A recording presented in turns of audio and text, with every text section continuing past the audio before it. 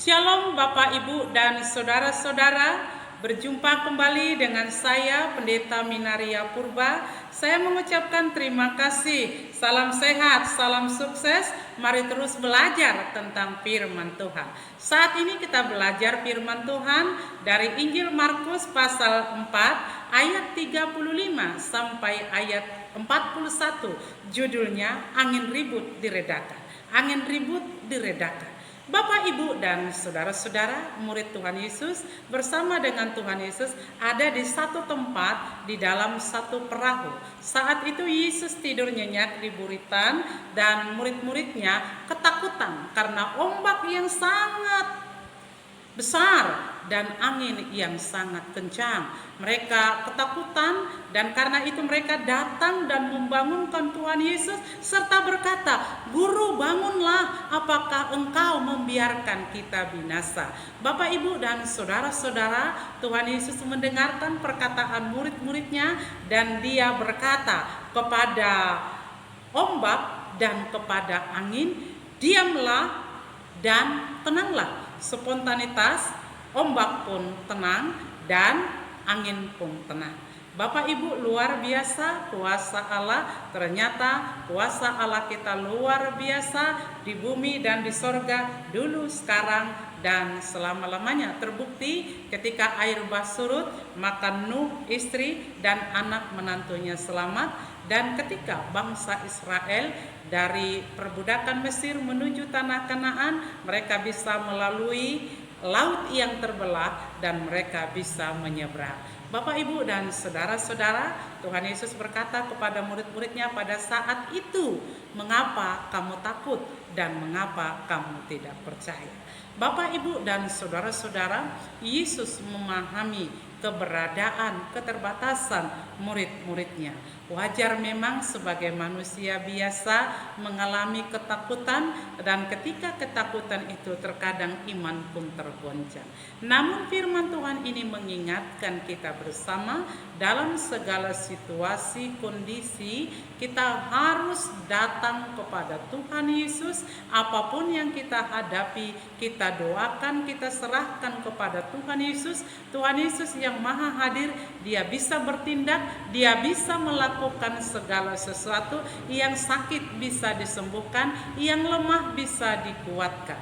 Bapak, Ibu, dan saudara-saudara, saat ini kita berjalan berbarengan, berdampingan dengan virus yang disebut COVID-19, yang merupakan bencana nasional yang bisa mematikan, karena bencana nasional itu nyawa taruhannya yang sudah mematikan puluhan ribu orang, yang sekarang masih banyak terpapar di rumah sakit, tetapi lebih banyak juga sembuh. Bapak, Ibu, dan saudara-saudara, dalam kondisi situasi yang kurang enak pada saat ini, saran kami lewat firman Tuhan, berjalanlah bersama dengan Tuhan Yesus. Mintalah pimpinan, pertolongan, berkat dari Tuhan Yesus. Selalu berdoa, selalu membaca firman, berpikir positif, berpikir tenang. Kata pamungkas Tuhan Yesus, diam dan tenanglah. Diam dan tenanglah merupakan kata sukses di dalam menghadapi segala sesuatu. Diam dan tenanglah. Bapak, Ibu, dan saudara-saudara, Yesus tahu, Yesus mengenal keterbatasan kita. Wajar kalau kita takut, dan ketika kita takut, terkadang iman kita pun terganggu. Oleh karena itu firman Tuhan mengingatkan kita pada saat ini, dalam segala situasi, kondisi, dan tempat, kita selalu datang kepada Tuhan Yesus. Kita selalu berseru di dalam doa kepada Tuhan Yesus. Dan Tuhan Yesus selalu merancangkan yang terbaik di dalam kehidupan kita. Kita harus sadar betul bahwa Tuhan kita Yesus Kristus punya kuasa dan Dia bisa menenangkan segala sesuatu dengan tantangan, problema, masalah yang kita hadapi, Tuhan Yesus bisa memberikan solusi ketika Tuhan hadir di sana. Bapak, Ibu, dan saudara-saudara, ketika kita mengalami ketakutan, apa yang perlu kita lakukan? Yang kita perlu lakukan adalah tenang dan berdiam dirilah. Mintalah keberanian dari Tuhan, mintalah hikmat daripada Tuhan seperti Raja Salomo untuk kita bisa menghadapi segala sesuatunya dengan baik dan benar, dan tetaplah beriman kepada Allah. Sekalipun iman kita sebesar biji sesawi, maka kita bisa bertumbuh di dalam nama Tuhan, kita bisa menaungi banyak orang, orang lain bisa bersandar kepada kita, dan kita bisa menjadi berkat bagi banyak orang.